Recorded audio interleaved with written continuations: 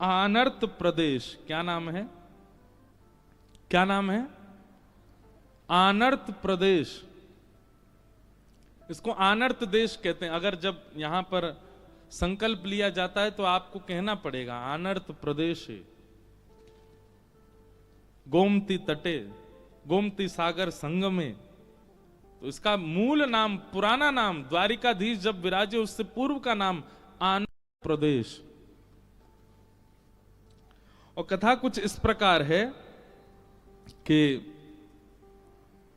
श्रीमद् भागवत जी में जब चंद्रवंश के राजाओं का वर्णन आता है तो वहीं चंद्रवंश सूर्यवंश के राजाओं के वर्णनों में एक राजा का नाम आता है सरयाती। बहुत ध्यान से सुनिएगा। सरयाती राजा थे, वो एक छत्र सम्राट थे पूरी पृथ्वी के। उन्हीं के पुत्र का नाम था आनर्त। तो सरयाती राजा एक छत्र सम्राट जब बन गए पूरी पृथ्वी के, तो एक दिन अहम वश, अहंकार वश अपने सिंहासन पर बैठ करके बोले, ये पृथ्वी, ये भूमि, ये मेरी दासी है और मैं इसका स्वामी हूं। ये पृथ्वी मेरी दासी है। और ऐसा भी होता था बंधुओं कि प्राचीन काल में जब राजा होते थे तो उन राजाओं की आज्ञा पृथ्वी भी मानती थी। एक छत्र सम्राट यदि होते थे तो अगर राजा पृथ्वी को आज्ञा कर देते कि आपको यहां पर इस प्रकार की फसल उगानी है, तो पृथ्वी को वहां वो प्रकट करना पड़ता था, क्योंकि राजा को विष्णु स्वरूपी माना जाता था। परंतु इस बात का कभी किसी राजा ने अभिमान नहीं किया कि वो पृथ्वी का राजा है। सरयाती राजा ने इसका अभिमान किया और एक दिन सभा में बैठ करके बोला, ये पृथ्वी तो मेरी दासी है, मैं पूरी पृथ्वी का राजा हूं और पृथ्वी का स्वामी होने के नाते मैं ही परब्रह्म हूं, मैं ही नारायण हूं, मैं ही ईश्वर हूं। अब राजा के डर के मारे सब लोग तो हाँ हाँ हाँ जी करने लगे, लेकिन उनका पुत्र बैठा था आनर्त। उसने हाथ जोड़ करके चरणों में प्रणाम करते हुए एक बात कही, बोले पिताजी, आप जो कह रहे हैं वो बात बिल्कुल सत्य कि आप एक छत्र सम्राट हैं, पर आपने जो ये बात कही कि आप पृथ्वी के स्वामी हैं, ये आप गलत कह रहे हैं। आप पृथ्वी के एक छत्र सम्राट भी ठाकुर जी की कृपा से हैं। आप अपने आप को परब्रह्म परमात्मा भगवान नहीं मान सकते।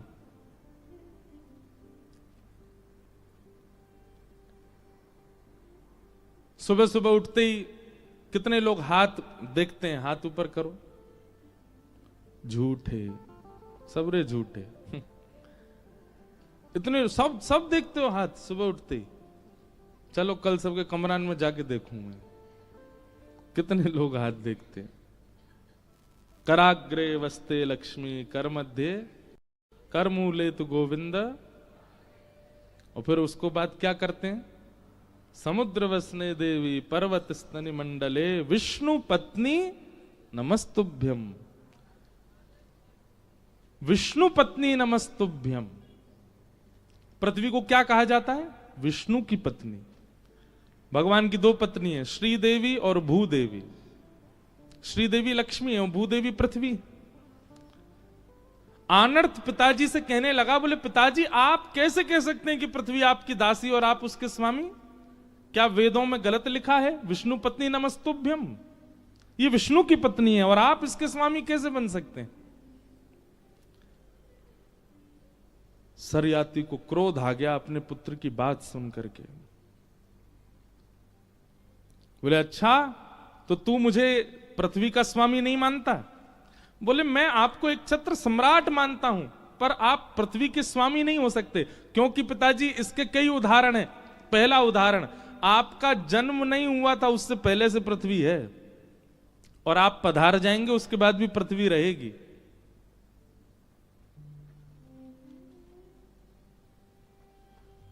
वो अनादिकाल से है और अनादि तक रहने वाली, आप उसके स्वामी कैसे हो सकते हैं? वो आपसे भी प्राचीन है। और दूसरी बात, भगवान की पत्नी है वो, और एक बार जिसका ब्याह हो गया, एक बार जिसको पतिवरण हो गया और सदा के लिए एक साथ रह रहे हैं, वेदों में भी प्रमाण है, उसका अन्य पति कैसे हो सकता है? इसलिए मैं वेद प्रमाण बात मानूंगा। आप पृथ्वी के सम्राट भले ही होंगे, स्वामी नहीं हो सकते।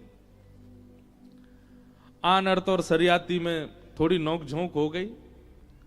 सरियाती ने कहा तो फिर ठीक है, तू मुझको अगर पृथ्वी का स्वामी नहीं मानता तो मैं पृथ्वी का एक छत्र सम्राट होने के नाते आज्ञा देता हूं, मेरी पृथ्वी के एक भी कोने में तू नहीं रहेगा, मेरे राज्य को छोड़ के चला जा। कहां जाएगा बता? पूरी पृथ्वी पर मेरा शासन है और मैं अपने शासन में तुझे रहने नहीं दूंगा। आनर्त बोला, आप पृथ्वी के सम्राट हैं, समुद्र के नहीं। मैं समुद्र में चला जाऊंगा, मैं समुद्र पर रहूंगा, और समुद्र के स्वामी तो नारायण है। और आनर्त तुरंत निकल पड़े राज्य छोड़ करके, और चलते चलते यहीं आए, इसी स्थान पर। और यहां आकर के समुद्र में कटी भर प्रवेश करने के बाद, प्रवेश करते जा रहे थे, उर्ध भुजा धारण कर ली, एक पैर पर खड़े हो गए समुद्र की लहरों के बीच में, और वहीं तप करने लगे ठाकुर जी का। आनर्त के इस तप को देख करके श्री ठाकुर जी बड़े प्रसन्न हो गए, और प्रसन्न होकर के ठाकुर जी ने तुरंत समुद्र नारायण भगवान को आज्ञा की। बोले, पूरा पृथ्वी मंडल, यहां का एक छत्र सम्राट सरियाती है, समुद्र का राजा मैं हूं, मैं आपको आज्ञा देता हूं, जिस क्षेत्र में, जिस स्थान पर आनर्त खड़ा है, उसके 100 योजन की भूमि आप खाली कर दीजिए, पीछे चले जाइए, और उस भूमि का राजा, उस भूमि का स्वामी, पृथ्वी का राजा ना होके आनर्त को बना दीजिए। इस पूरे 100 योजन के भूखंड में पृथ्वी के राजा की आज्ञा नहीं चलेगी, ये मेरी आज्ञा है।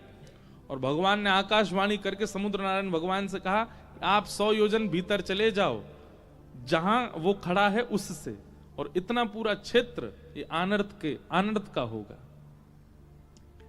समुद्र नारायण तुरंत प्रकट हुए, आनर्त के तप से प्रसन्न होकर बोले, भगवान ने आज्ञा की है, आपको पिताजी ने देश से निकाल दिया, और आपने ठाकुर जी की सत्ता को प्रमाणित करने के लिए अपने पिता का देश त्याग दिया। इसलिए भगवान ने आज्ञा की है कि आप जहां खड़े, यहां से चारों ओर 100 योजन तक ये आपकी भूमि है, यहां पृथ्वी पर किसी राजा का शासन नहीं होगा, और मैं अब पीछे हट रहा हूं। और समुद्र नारायण पीछे जाने लगे। आनर्त बहुत प्रसन्न तो हुए, पर नेत्रों में अश्रु भर आए। ठाकुर जी के चरणों में प्रणाम किया, बोले, भगवान मेरी एक कामना सुन लीजिए। भगवान प्रसन्न हो गए, प्रकट हुए, बोलो क्या चाहिए बताओ। बोले, एक भक्त कभी नहीं चाहता कि उसके नाम से या उसकी सत्ता से किसी बात का प्रचार हो। भक्त कभी प्रचार में नहीं रहना चाहता। मैं नहीं चाहता कि इतिहास में या भविष्य में लोग इस भूमिखंड को मेरे नाम से जाने। जब कभी भी मेरा नाम लिया जाएगा, मुझे तो पीड़ा होगी नाथ। आपने मुझे ये स्थान दिया है, ये भूमिखंड मुझको दिया है, मैंने मांगा नहीं था, मेरी इच्छा भी नहीं थी, पर आपने मुझे दिया है, तो कृपा करके अब मेरे इस स्थान को आप सुशोभित कीजिए, ये आपके नाम से जाना जाए, आपकी उपस्थिति से इसकी महिमा हो, ऐसी कृपा इस पर कीजिए। भगवान बड़े प्रसन्न हो गए। समझ रहे ना कथा पूरी? आनर्त से बहुत खुश हुए। ये कथा बहुत लोगों को नहीं पता होगी। भगवान बोले, हम योजना बनाएंगे और तुम्हारी इस भूमि को हम ही पवित्र करेंगे। फिर आनर्त के वंश में एक राजा हुए। उन राजा का नाम था रैवत। क्या नाम था? रैवत। रैवत की पुत्री का नाम था रेवती। रेवती जी का विवाह हुआ बलराम जी के साथ, और बलराम जी से रेवती जी के विवाह करने में रैवत राजा ने अपनी पुत्र की पुत्री के ब्याह में दहेज रूप में आनर्त देश को प्रदान किया, द्वारिका को प्रदान किया। ये एक कथा शास्त्रों में ऐसी बताई जाती है। दहेज में मिली ठाकुर जी को, और ठाकुर जी को भी नहीं, बड़े भैया को दहेज में मिली द्वारिका नगरी। तो बलराम जी को तो पहले बड़ा संकोच हुआ, बोले दहेज में, हमको तो दहेज चाहिए ही नहीं, और ये तो हमारे जो पितामह ससुर जी हैं ये तो पूरी की पूरी भूखंड ही दे रहे हैं। तब ठाकुर जी ने बलराम जी को समझाया, बोले ये नहीं दे रहे और आप ले भी नहीं रहे, ये एक पूर्व की कथा है, इनके पूर्वज आनर्त को हमने वचन दिया है कि उसकी भूमि को हम स्वीकार करेंगे, इसलिए आप ले लीजिए। और तब इस भूमि को पाकर के आनर्त देश से इसका नाम परिवर्तित हो गया, और क्योंकि द्वार द्वार पर ब्रह्म विराजमान हो गए, द्वारी द्वारी कम ब्रह्म, इसलिए इस स्थान का नाम द्वारिका हुआ। जहां हर द्वार से वैकुंठनाथ का दर्शन हो सकता है उसका नाम है द्वारिका। आप लोग भले ही, हमारा जो रिजॉर्ट है वो भले ही द्वारिका से 7-8 किलोमीटर की दूरी है, पर यहां पर भी अगर पीछे बालकनी है, कहीं पे खिड़की, कहीं से भी खोल के देख लो, आपको जगत मंदिर, द्वारिकाधीश जी के मंदिर का नाम क्या है? जगत मंदिर। जगत मंदिर का दर्शन आपको सब जगह से हो जाएगा। द्वारिका में आप कहीं चले जाओ, किसी भी खिड़की छत से जाकर के देख लो, आपको मंदिर जरूर दिख जाएगा, ध्वजा जी दिख जाएंगी। ऐसा कोई ही ऐसा स्थान होगा जहां से द्वारिकाधीश जी का मंदिर ना दिखे। आप जैसे ही द्वारिका क्षेत्र में प्रवेश करेंगे, किसी भी कोने में चले जाओ, आपको मंदिर जरूर दिखेगा। इसलिए हर द्वार से जहां वैकुंठनाथ का स्थान दिखता है उसका नाम है द्वारिका। और फिर भगवान ने इस भूमि को स्वीकार किया, और यहां, अच्छा, जिस भूमि का हम दर्शन कर रहे हैं ये भगवान की सभा सुधर्मा सभा यहां थी ठाकुर जी की। ठाकुर जी का मूल निवास, पटरानियों का निवास, और भगवान का पूरी द्वारिका जो थी वो तो समुद्र के भीतर विराजमान है। हम जिस द्वारिका का दर्शन कर रहे हैं ये ठाकुर जी की स्वधर्मा सभा, जहां ठाकुर जी बैठ करके अपनी सभा करते थे, सब राजाओं से बैठ के चर्चा करते, आदि आदि सब वार्ता होती, ये वो सभा स्थान है द्वारिका।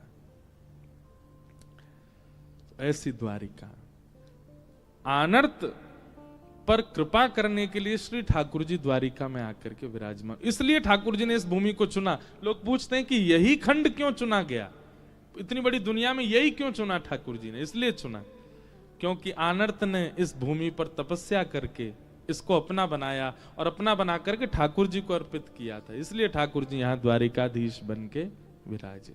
बोलो द्वारिकाधीश की। तो अगर कोई आपसे पूछे तो आप यहां का पूरा भाव अब बता सकते हैं कि ठाकुर जी द्वारिका में क्यों बसे, ब्रज छोड़ करके ठाकुर जी यहां क्यों आए। वहां नाथ द्वार में अजब कुमारी के लिए ठाकुर जी चले गए। देखो, ब्रज प्राणों से भी ज्यादा प्रिय है ठाकुर जी को। एक पद है अष्ट सखाओं का, उस पद में श्री संभवतः कुंभनदास जी का है। स्पष्ट इस पद में ठाकुर जी क्या कह रहे हैं? जहां नहीं वंशी वट यमुना गिरी गोवर्धन, जहां पर गोवर्धन नहीं, यमुना जी नहीं, वंशी वट नहीं, और नंद बाबा की गैया नहीं, वहां जाके मैं कहां करूंगो? ऐसे वैकुंठ में मोकू नाए जानो। उस वैकुंठ में ना जाने की बात ठाकुर जी कर रहे हैं, लेकिन द्वारिका आ गए। क्यों? वैकुंठ में आनर्त जैसा भक्त पुकार नहीं रहा है, इसलिए वैकुंठ की मना कर दे रहे हैं ठाकुर जी। पर यहां आनर्त जैसा भक्त समर्पण कर रहा है, इसलिए ठाकुर जी आ गए। वहां नाथ द्वार में, उदयपुर में अजब कुमारी नाम की भक्ता, वो ठाकुर जी के लिए सर्व समर्पण कर रही है, इसलिए ठाकुर जी चले गए वहां। रामदास बोढ़ाना, वो ठाकुर जी के लिए सर्व समर्पण कर रहा है, द्वारिका छोड़ के चले गए ठाकुर जी। जूनागढ़ में नरसिंह मेहता की यहां कितनी बात, अपनी बनाई हुई बिल्ली से ही डर रहे है ठाकुर जी, बिल्ली से डर रहे हो? पूतना को मारने वाले तृणावर्त, अघासुर, बकासुर, धेनुकासुर, कालिया नाग पर नथने वाले बिल्ली से डर रहे हैं। जैसे ही गोसाई जी ने कही आप बिल्ली से डर रहे हो, ठाकुर जी ने तुरंत अपना प्रेम स्वरूप त्याग दिया और तुरंत ऐश्वर्य रूप में आ गए और ऐश्वर्य रूप में आके बोले गोसाई जी अगर आप मुझे ईश्वर मानते हैं तो फिर ऐश्वर्य भाव से ही सेवा कीजिए मेरी, और ऐश्वर्य भाव से सेवा करोगे तो मैं अपराध भी देखूंगा, मैं पाप भी देखूंगा, मैं नियम भी देखूंगा, मैं सब चीजों का ध्यान रखूंगा। लेकिन क्योंकि आप वात्सल्य भाव से मेरी सेवा करते हैं इसलिए मैं लाला बन के सेवा करवा रहा हूं, और लाला बन के सेवा करवाऊंगा तो लाला को तो डर भी लगे, बिल्ली तू लगेगो, छिपकली तू लगेगो, चेंटी तू लगेगो। लेकिन आप पहले ही बता दीजिए आपके अंदर अगर ऐश्वर्य भाव आ रहा हो तो फिर मैं भी ऐश्वर्य बन करके ही अपनी सेवा कराऊंगा। गोसाई जी बोले क्षमा क्षमा भगवान क्षमा, आप लाला ही बने रहो। तो ऐश्वर्य रूप ब्रज के बाहर सब जगह है ठाकुर जी का, पर वृंदावन में तो ठाकुर जी को प्रेम स्वरूप है। कैसो प्रेम स्वरूप है लाल जी को? पूरी दुनिया के लिए वेदों में नियम लिखा है कि सूर्य उदय से पहले उठ जाना चाहिए हर व्यक्ति को, पर हमारे वृंदावन में वही लाला जाकी वेद नेति नेति करके आराधना करते हैं, वही लाला 8 बजे उठे, दुनिया नहा धो करके परिक्रमा करके संध्या वंदन करके नाश्ता पानी कर ले, तब हमारे लाल जी की उवासी हो गए, खुले आंख, आहा। ठाकुर जी बिहारी जी की मंगला होती है 8 बजे, और वो उसमें भी घंटी नहीं बजती। क्यों? घंटी बज जाएगी तो लाला डर जाएगा हमारो, बिना घंटी की आरती घुमाए तो। क्यों? क्योंकि वहां ऐश्वर्य रूप नहीं है, प्रेम स्वरूप है ठाकुर जी का। तो ये 2 स्वरूप हैं, ऐश्वर्य और प्रेम। प्रेम स्वरूप पूरे ब्रह्मांड में केवल वृंदावन में है, और ऐश्वर्य पूरे ब्रह्मांड में। सब जगह ठाकुर जी ऐश्वर्यवान बन के बैठे हैं।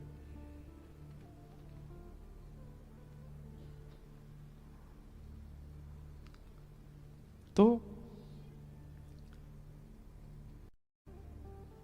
अपने प्राण प्यारे ब्रज को भी ठाकुर जी छोड़कर के प्रेम स्वरूप से नहीं गए, ऐश्वर्य रूप से गए द्वारिका। प्रेम स्वरूप तो आज भी वृंदावन में विराजता है ठाकुर जी का। कल मैं प्रसाद पाने गया मंदिर, तो राजभोग पा रहे थे, तो मैंने पुजारी जी से पूछा, मैंने कि आपके यहां राजभोग के बाद मंदिर बंद होने का कारण क्या है? बोले हमारे ठाकुर जी राजा धीराज हैं, अब इतना बढ़िया प्रसाद पाया, प्रसाद पाके थोड़ी देर पढ़ेंगे सोएंगे। मैंने हमारे ब्रज में ठाकुर जी सोते नहीं हैं। दोपहर में ठाकुर जी के मंदिर बंद क्यों होते हैं? वो लाला अब गैया चरावे जावेगो, इसलिए कई मंदिरों में ठाकुर जी को छड़ी धराई जाती है, छड़ी धारण कराई जाती है, गेंद धारण कराई जाती है। ठाकुर जी गेंद लेके, छड़ी लेकर के और कटकाचनी पहन करके, और कई मंदिरों में ठाकुर जी की भोग सामग्री रखी जाती है, लाला वन में जाएगो गैया चरावे, तो ऐसी व्यवस्था करके भेजा जाता है। दोपहर में 1-2 बजे वृंदावन में दर्शन क्यों नहीं होते? बोले क्योंकि लाल जी मंदिर में है ही नहीं, गैया चरावे गए जमुनापल्ली पार। 4:30-5 बजे लौटेंगे तब दर्शन होंगे, और 4:30-5 बजे उत्थापन जब होगा ठाकुर जी का, तो फल का भोग लगाएंगे। फल का भोग क्यों? बोले ठाकुर जी अभी लौट के नहीं आए नंद भवन, वन में ही है, तो वन की भिलनियों ने फल तोड़ तोड़ के ठाकुर जी को पधराए, इसलिए फल का भोग लगता है। और फिर ठाकुर जी जब लौट करके आते हैं 4:30-5 बजे के बाद, फिर मंदिरों में हल्के गर्म जल से थोड़े कपड़े गीले किए जाते हैं, फिर ठाकुर जी गाल पहुंचे जाते हैं, हाथ पहुंचे जाते हैं। बोले क्यों? गैया चरावे गए तो गौ रज लग गई है ठाकुर जी को, तो धीमे धीमे वो रज मिटाएंगे, थोड़ी थोड़ी साफ करेंगे, फिर ठाकुर जी की संध्या आरती करते हैं, राधा रमन जी में औलाई करते हैं। क्यों? क्योंकि वहां ठाकुर जी ऐश्वर्य रूप में नहीं है, प्रेम स्वरूप में विराजमान है।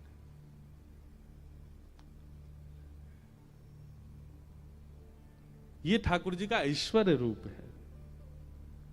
ठाकुर जी में ऐश्वर्य रूप है, पर हां व्यक्ति भले ही कितना भी ऐश्वर्यवान हो जाए, वो अपने हृदय का प्रेम नहीं छुपा सकता। इसलिए आज भी द्वारिका में श्रृंगार आरती में सुबह और शाम को संध्या आरती में आज भी ठाकुर जी वंशी धारण करते हैं। श्री द्वारिकाधीश चतुर्भुज हैं, पर वंशी धारण होगी ठाकुर जी को। संध्या आरती, श्रृंगार आरती में ठाकुर जी वंशी बजाते हैं, मतलब श्रृंगार करके आज भी ठाकुर जी वृंदावन को याद करते हैं, श्री द्वारिका में रहते भाई भी। ऐसी ठाकुर जी का प्रेम भाव है। द्वारिकाधीश को भी अगर आप वृंदावन प्रेम से पुकारोगे तो ठाकुर जी को और अच्छा ही लगेगा। हम तो जाके ऐसे ही बोले, मैं लाला बहुत जोर से आनंद कर रहा हूं, हमारे ब्रज में पलो बड़ो, यहाँ के राजा धीराज बन गए, आनंद आ रहा हो, खूब जोर से बैठो सिंहासन में, ठीक है बढ़िया लाला, चकाचक भीतर बैठो रे, हम ब्रजवासी दूर दूर खड़े हैं। ऐसे करके ठाकुर जी से थोड़ी चर्चा करें तो ऐसा लगता है कि ठाकुर जी सुन रहे हैं। प्रेम स्वरूप नहीं भूलते।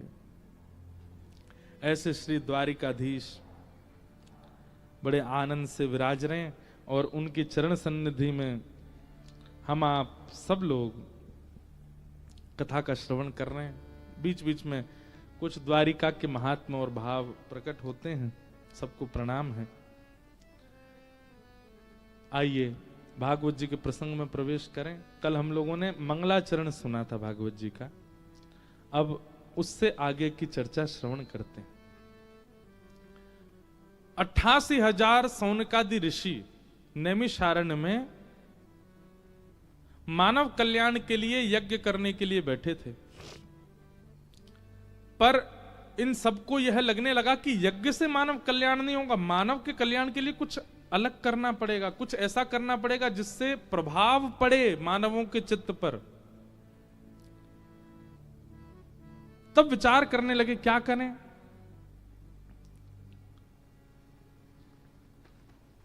तभी उस सभा सूत जी का आगमन हुआ और सूत जी से 88,000 ऋषियों ने पूछा कि महाराज मानव कल्याण के लिए हमें क्या करना चाहिए। 6 प्रश्न किए और इन्हीं 6 प्रश्नों में 7 दिन की कथा चलती है। आज हम पर भी कुछ प्रश्न आए। एक प्रश्न तो किन्होंने लिख करके दिया है कि उनकी दीक्षा हो चुकी है और दीक्षा से अब वो अपने गुरु मंत्र जो उनको गुरुदेव ने प्रदान किया उसका अर्थ जानना चाहते हैं। हम आपसे एक प्रार्थना करेंगे, एक भाव आपके सन्मुख रखना चाहेंगे निवेदन करते हुए। हम अर्थ तो जानते हैं पर गुरु मंत्र जो है उसका अर्थ, उसका विवेचन गुरु से ही श्रवण करना चाहिए।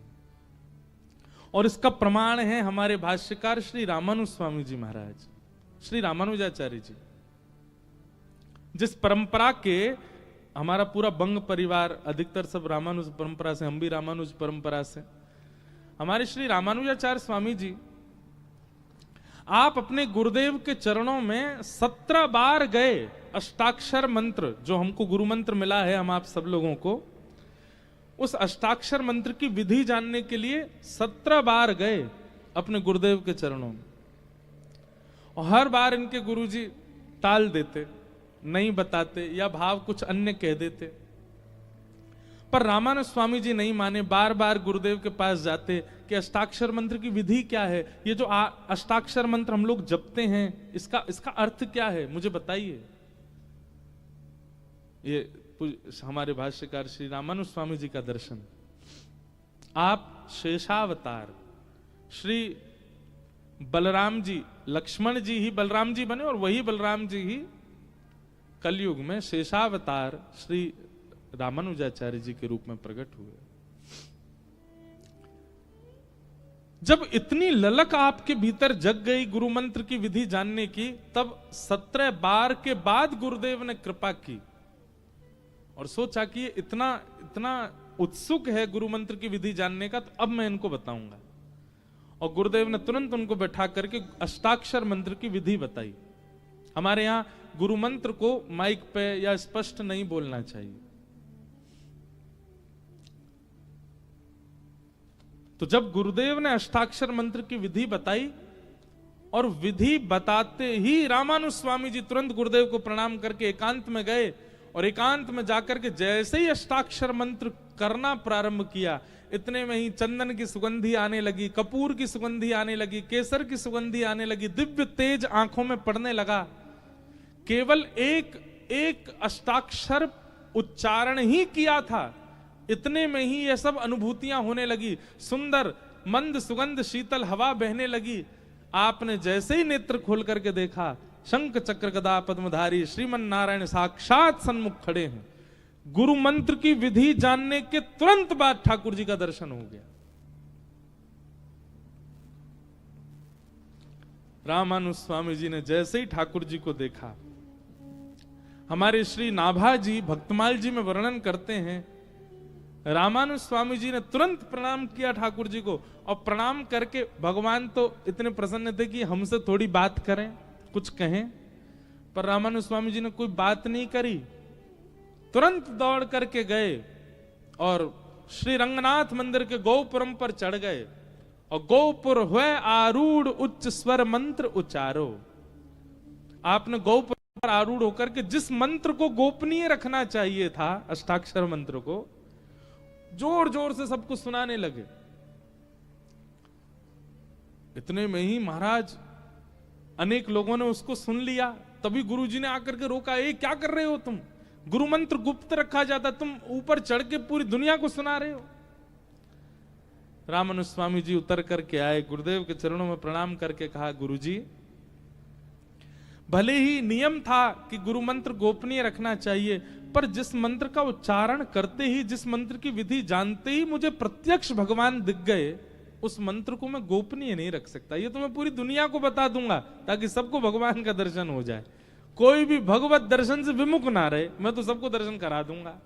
इतने सरल, इतने सहज श्री रामानुज स्वामी जी। तब गुरुदेव ने समझाया, बोले देखो अब तो कर दिया, अब नहीं करना। अनधिकारी सुन ले तो, संसार में बड़े विलग लोग हैं, अगर किसी को पता चल जाए कि मंत्र बोलने से भगवान मिलते हैं, गाड़ी पंचर हो गई बीच में, तुरंत मंत्र बोल दिया, हे द्वारिकाधीश पधारो। तो कल अखबार में अगर निकल आवे, फलानी यूनिवर्सिटी में एक ग्रंथ है, उस ग्रंथ में एक मंत्र लिखा, उससे भगवान प्रकट हो जाते हैं, सब भागेंगे उसी यूनिवर्सिटी में, कौन सा है ऐसा मंत्र। और अधिकतर लोगों का उस मंत्र को जानने की इच्छा किस लिए होगी? भगवत दर्शन के लिए नहीं, इच्छा पूर्ति। इसलिए हमारे आचार्यों ने मंत्रों को गुप्त रखने की आज्ञा दी।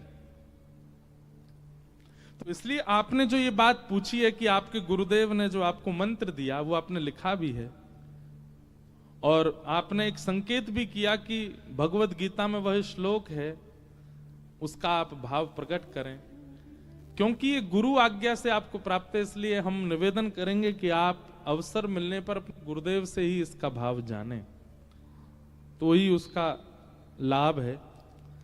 और इस प्रकार मंच से तो प्रकट करना भी उचित नहीं है हमारी पद्धति में। अब आपकी पद्धति में होता हो तो बात अलग है, हमारी रामानुज पद्धति में गुरु मंत्र और गुरु आज्ञा का प्रचार नहीं करना चाहिए।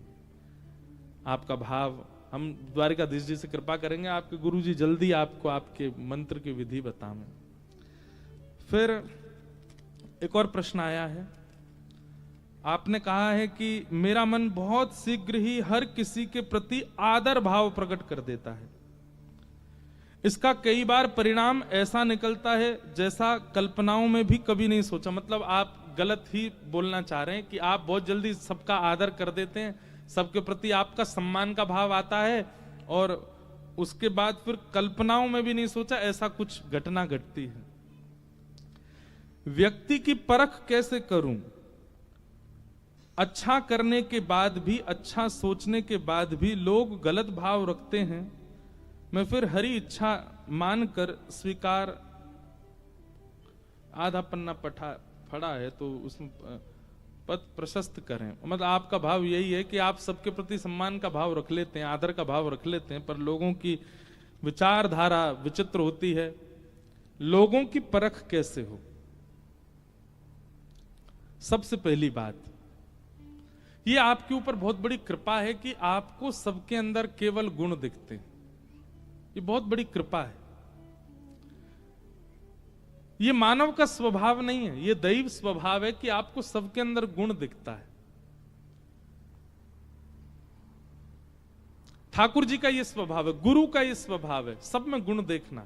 और राक्षसों का स्वभाव क्या? राम जी में भी अवगुण देखना, ये राक्षस का स्वभाव। जिन राम जी को देख करके पत्थर भी पिघल रहे थे, उन राम जी को देख करके रावण तब भी यही सोच रहा है, ये बनवासी राम मेरा क्या बिगाड़ेगा। उसको वहां पे भी दोष ही दिख रहा है।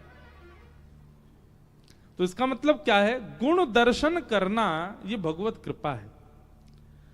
परंतु कई बार गुण देख करके आप उसका बहुत सम्मान कर देते हैं, तो फिर उसका गलत भाव अपनाना आपके जीवन में आ जाता है। तो उसके लिए क्या करें? हमने अपना अनुभव किया है, वही बताएंगे। सत्संग व्यक्ति को 3 बातें सिखाता है। आंख पढ़ना, नेत्रम, वक्त्रम और विकारेण। जब आप बहुत सत्संगी हो जाते हैं, खूब अच्छे से सत्संग करने लगते हैं, रोज कथा सुनने लग जाते हैं, तो आपको 3 चीजों की परख होने लग जाती है। व्यक्ति के नेत्र, व्यक्ति की वाणी और व्यक्ति की चाल ढाल, आकृति, उठता कैसे, बैठता, इन सब से आपको पता चल जाएगा कि ये व्यक्ति संबंध बनाने योग्य है कि नहीं। याद रखिएगा, दोष नहीं देखना है, अवगुण नहीं देखना है, पर हां कितना सामीप्य बनाना है, यह सत्संग आपको सिखा देगा। आप व्यक्ति के नेत्रों की मटकाने से ही पता कर लोगे कि यह स्थिर स्वभाव वाला है कि नहीं। उसकी आंखें पलकें कितनी बार झपकती हैं, उसी से ही अनुभव होने लग जाएगा कि इसका स्थिर मन है कि नहीं। पहली बात नेत्रम, दूसरी बात वक्त्रम।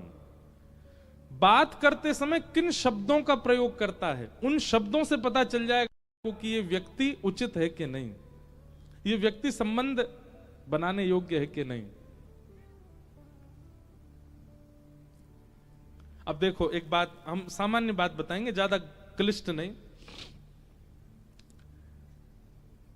एक व्यक्ति बहुत अच्छी सेवा करते हैं अपने ठाकुर जी की, तो मुझे मिले, महाराज जी मेरे ठाकुर जी का दर्शन कर लीजिए। मैंने कहा भैया हम तो कथा में व्यस्त हैं, हम तो नहीं जा पाएंगे।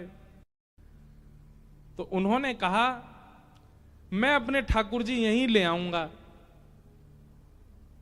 अब ले आऊंगा शब्द, इस शब्द से यह पता चलता है कि वह व्यक्ति ठाकुर जी की सेवा में अति निपुण नहीं है। अगर अति निपुण होता, ठाकुर जी को सामान्य व्यक्ति भाव से ले आऊंगा नहीं कहेगा, क्या कहेगा? मैं अपने ठाकुर जी पधराऊंगा।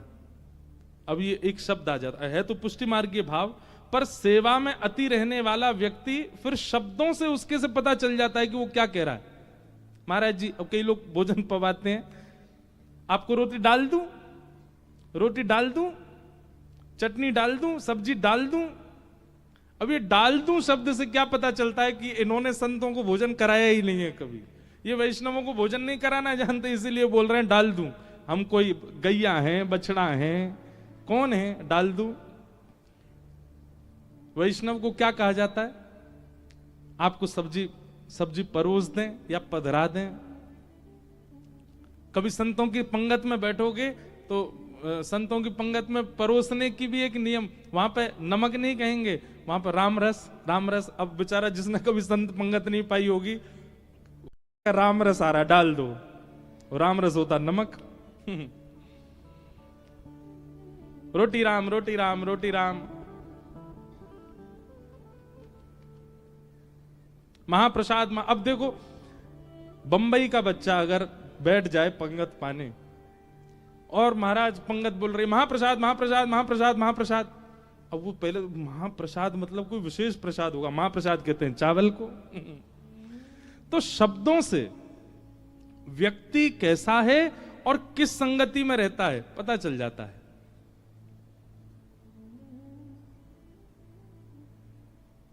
महाराज जी अपन लोगों को ना अपन शब्द आती पता चल जाती कहां बैठते हो। अपन लोगों, ऐसे कई लोगों के शब्दों से उसका वातावरण पता चल जाता, पर कब? जब आप सत्संगी होगे तब। वो कहां किस शब्द का प्रयोग करता है, किस शब्द को बोलता है। तो पहली बात व्यक्ति की परख होती है उसके नेत्रों से। स्थिर नहीं है, धीर नहीं है, गंभीर नहीं है, इसका मतलब है संबंधवर्ती व्यक्ति नहीं है। दूसरी बात, वाणी, शब्द किन किन शब्दों का प्रयोग करता है उससे पता चलता है संबंधवर्ती है कि नहीं। और तीसरी बात, चलता कैसे है, उसकी चाल कैसी, बैठता कैसे, किसी स्थान पे सोफा पे कई लोग बैठते हैं, आके सीधे अपने हाथ टांगे, पांव यूं धरे, ऐसे पूरा करके बैठ जाते हैं, तो पता चल जाता है कि बहुत सत्संगी व्यक्ति नहीं है। अब आप लोग अपनी मुद्राएं मत बदलो, जैसे हो वैसे ही रहो। कई लोग बेचारे धीमे धीमे हाथ सीधा कर रहे हैं, पैर नीचे कर रहे हैं, ये सब मत करो, आप जैसे हो वैसे ही रहो। उसके कपड़े पहनने का ढंग, उससे पता चल जाता है कि वो कैसे वातावरण का है। तो नेत्रम, वक्त्रम, विकारेण, इन 3 चीजों से व्यक्ति की परख होनी शुरू हो जाती है। पर कब? जब आप सत्संगी होके तब। बिना सत्संग की अभी पता चली यहां से कथा उठते ही गए और महाराज एक दूसरे की आंख देखने लगे, चप्पल नेत्र हैं तुम्हारे, महाराज जी आज बता रहे थे, बहुत मटकते हैं इधर उधर। ये देखो तुम कैसे शब्द का प्रयोग कर रहे हो, देखो तुम बिस्तर पे आके कैसे औंधे लेट को, महाराज जी बोल रहे थे, विकार से पता चलता है व्यक्ति कैसा है। ये सब अभी परखने मत लग जाना। कम से कम अपने कानों को पहले बहु सत्संग प्रदान करो। जब अधिक मात्रा में आप सत्संग करने लग जाएंगे तो ये करना नहीं पड़ेगा आपको जबरदस्ती देखना नहीं। आपकी पहली झलक पड़ते ही व्यक्ति की आपको इतना पता चल जाएगा कि ये अति संबंध बनाने योग्य है कि नहीं। हाँ, आप देखोगे उसमें भी गुण अच्छा है, भले ही कुछ भी हो, पर ये गुण इनमें है। पर हाँ, मुझे इनसे कितनी दूरी रखनी है ये आपको अनुभव हो जाएगा। मीराबाई वृंदावन में जब विराजती थी ना, तो एक बार अकबर और बीरबल इन दोनों को पता चला कि मीराबाई वृंदावन में रहती हैं। तो अकबर जो था ये सुनवैया अच्छा था, ये सुनने के लिए कुछ भी कर सकता था, अच्छा स्वर सुनने का बड़ा आदी था, उसको चस्का था सुनने का। मीराबाई बहुत सुंदर गाती थी। तो इसने बीरबल से कहा, बोले सुनो, हमने सुना वृंदावन में मीराबाई रहती हैं, हाँ उनका स्वर सुनना है। तो बीरबल बोला, देखिए वृंदावन में किसी का भी स्वर आपको सुनना है तो आप बादशाह बनकर के तो नहीं सुन सकते, क्योंकि वृंदावन वाले जो हैं ये बादशाहों के लिए नहीं गाते, ये तो ठाकुर जी के लिए गाते हैं। तो आपको रूप बदल के, ऐसे ही एक और घटना भी आती है, वहां तानसेन के साथ अकबर गए थे स्वामी श्री हरदास जी का स्वर सुनने के लिए। तो वहां तो ऐसा हो गया था कि तानसेन ने कहा कि देखिए हमारे स्वामी श्री हरदास जी महाराज जी सबके सामने नहीं गाते, ये केवल ठाकुर जी के आगे गाते हैं, उनका स्वर सुनना है तो आपको मेरा सेवक बन के चलना पड़ेगा। तो इतना रिजवार था अकबर कि तानसेन का तंबूरा उठाने वाला बन गया, पीछे पीछे हजूरी करता हुआ चल रहा है कि स्वामी जी का मैं स्वर सुन लूं। तानसेन ने बोला था, बोले देखो तुम चल तो रहे हो स्वामी जी के पास, पर आपकी एक बहुत गलत आदत है। क्या? आप किसी का भी स्वर सुनते हो तो वाह वाह वाह ऐसे करते हो। स्वामी श्री हरदास जी के सामने वाह वाह मत कर देना, नहीं तो बहुत पिटाई होगी, कोई नहीं देखेगा तुम बादशाह हो कौन हो। अकबर बोला, नहीं नहीं मैं वाह वाह नहीं करूंगा। और अकबर बिल्कुल दीन हिंसा बनकर के, बिल्कुल सेवक बनकर के तानसेन के गए। निधिवन राज में विराजे थे, हाथ में लिए वीणा, हाथ में श्री स्वामी हरदास जी महाराज ठाकुर जी को कुछ सुना रहे थे। इतने में बीरबल ने आकर के, तानसेन ने आकर के जैसे प्रणाम किया, स्वामी श्री हरदास जी ने उसको देखा, पीछे देखा तंबूरा पकड़े कोई खड़ा है। स्वामी जी ने इशारा किया, गाओ तानसेन कुछ गाओ। तो तानसेन गाने लगे।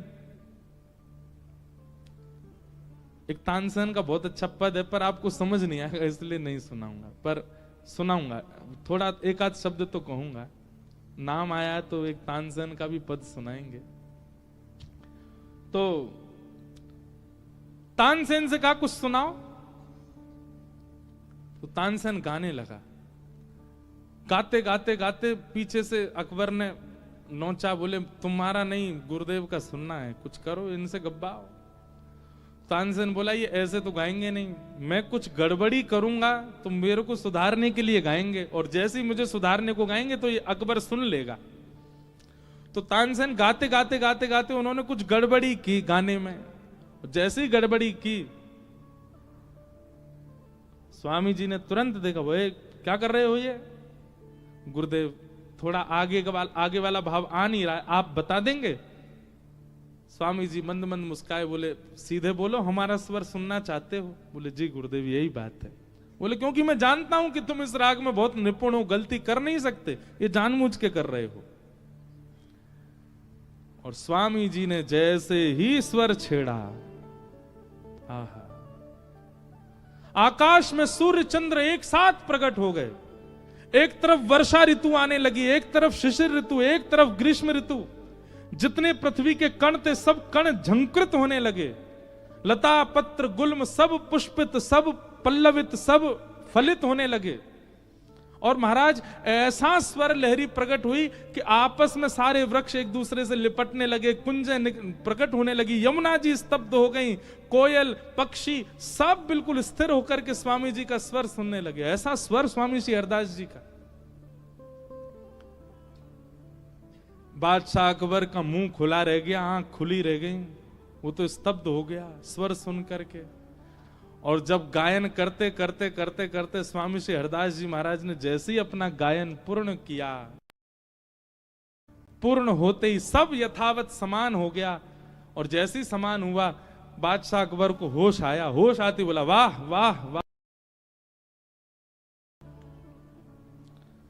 उसकी वाहवाही सुनते ही स्वामी श्री हरदास जी महाराज को क्रोध, कौन है ये वाहवाही कर रहा है, ये कौन है? ये जरूर कोई बादशाह है, ये तुम्हारा कोई तंबूरा उठाने वाला नहीं। सत्य बताओ कौन है, नहीं तो इसको अभी देख लूंगा मैं। तुरंत तानसेन ने कहा, बोले तुरंत चरणों में गिर जाओ, नाक रिगड़ो गुरुदेव के सामने। वाहवाही क्यों करी तुमने? क्यों?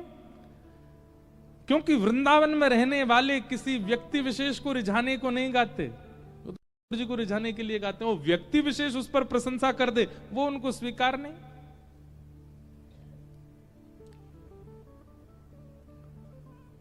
फिर बादशाह को क्षमा किया। आप बहुत लंबी कथा, हम मीराबाई की सुना रहे थे, तो मीराबाई का स्वर सुनने के लिए गए, रूप बदल करके अकबर। और जैसे सब लोग सत्संग करने आते थे मीराबाई के पास, सब लोग बैठे थे, पीछे दोनों आके बैठ गए, बीरबल और अकबर। मीराबाई ने एक झलक देखी बस, और उस एक झलक देखते ही मीराबाई अपना सत्संग करने लगी। सब लोग सुन रहे थे, सब लोग प्रणाम करके जाने लगे। जैसे ही अकबर बीरबल भी आए हाथ जोड़ के प्रणाम करने के लिए, मीराबाई के सामने जैसे ही झुके, तुरंत मीराबाई कहती हैं, एक जहां पना का इतना दीन होना यह बताता है कि वो सत्संग तो करता है। आप भले ही रूप बदल करके आए हैं, परंतु रूप बदल करके किसी सत्संग में आए हैं, इससे मुझे बड़ी प्रसन्नता है। अकबर हक्का बक्का रह गया, इनको कैसे पता, ये कैसे पहचान गई? अकबर कोई छोटा मोटा राजा तो है नहीं, उसके पास तो एक से एक पलस्तर करने वाले हैं। वो खूब रूप बदल के आया, पर मीराबाई पहचान गई। अकबर कहता है, ये विद्या आपके पास कहां से आई? तो मीराबाई कहती हैं, ये सत्संग की विद्या है। सत्संग ऐसी दृष्टि प्रदान करता है कि सामने वाला व्यक्ति कौन है, किस प्रकार का है, क्या खाता है, कैसी जगह बैठता है, कैसी जगह उठता है, ये सब अनुभव उसके केवल एक बार नेत्र देखने मात्र से हो जाता है। ये सत्संग का प्रभाव। आपके बैठने की अदब से पता चल रहा था कि आप जहां पना है, आप सत्संगी नहीं है। सत्संगी ऐसे नहीं बैठता जैसे आप बैठे थे। तो नेत्रम, वक्त्रम और विकारेण, इन तीनों से पता चल जाता है व्यक्ति कितना साम्यवर्ती हो सकता है, कितना समीप लाने योग्य है। इसलिए जिनका ये प्रश्न है, उनसे हमारी प्रार्थना, सत्संग बढ़ाइए, परखने की भावना से नहीं, केवल सत्संग कीजिए। जैसे ही सत्संग आपके चित्त में आने लगेगा, आपको लगने लगेगा, जैसे घी लगता है शरीर को तो मोटापा बढ़ता है। मीठा लगता है तो शुगर बढ़ती है, ऐसे ही दवाई लगती है तो बुखार उतरता है। ऐसे सत्संग लगेगा, सत्संग आपके चित्त में जाने लगेगा तो आप नेत्रों से परखिया भाव में आ जाओगे, परखने लग जाओगे फिर। और दो प्रकार का परखना होता है, एक तो होता है सबको परख करके उनके प्रति हीन भावना रखना, पर सत्संगी परखिया कैसा होता है, वो परख भी लेगा और हीन भावना भी नहीं रखेगा। वो पहचान जाएगा कि व्यसनी है, पर व्यसनी को देख करके भी उसके चित्त में हीन भावना नहीं आएगी। संसारी व्यक्ति जो परखने वाला होता है वो देख, अच्छा ये तो बहुत पीता है, इससे संबंध नहीं रखना, ऐसा हो जाए। पर सत्संगी ऐसा नहीं होता, वो परखने के बाद भी त्याग नहीं करेगा, हाँ अति सामीप्य में भी नहीं लाएगा। तो जिनका ये प्रश्न था, बहुत अच्छा प्रश्न, ऐसे प्रश्न होने चाहिए कि सुनना, बोलने वाला, सुनने वाला और सबको समाधान मिले।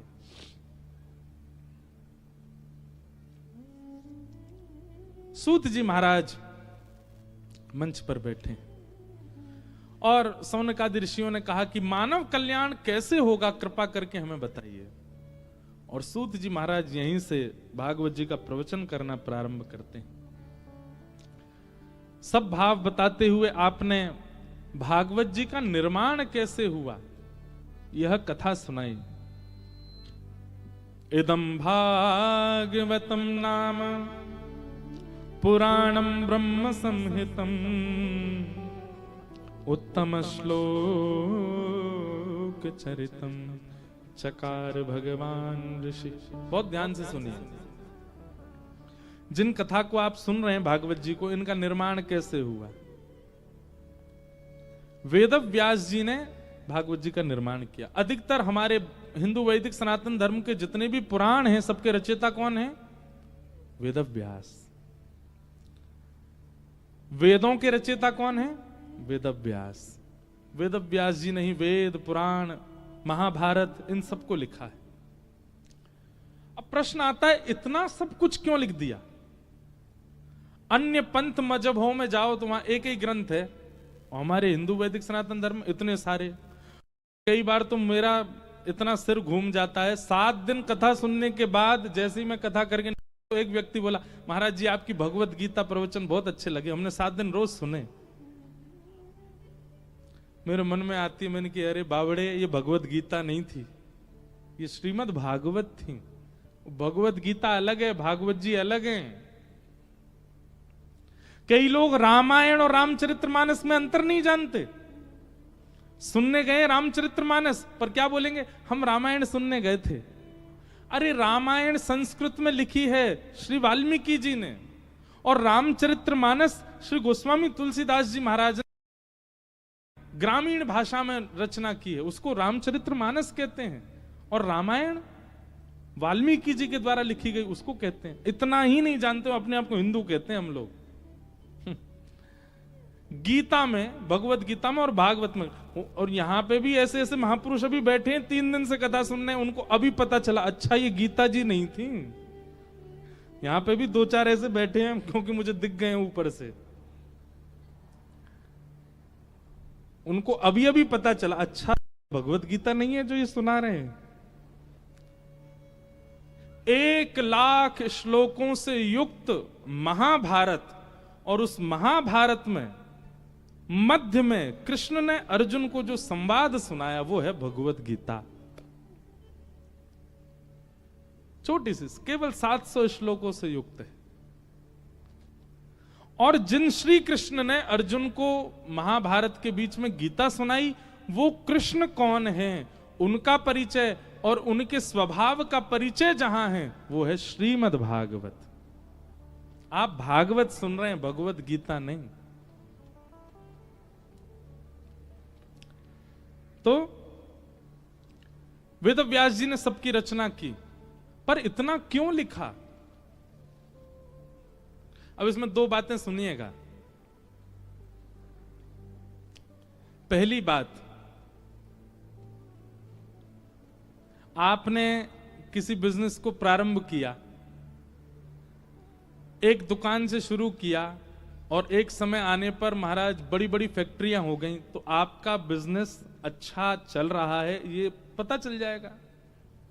आपने जो क्रिया की वो लाभकारी हुई, इसीलिए तो इतना विस्तार हो गया।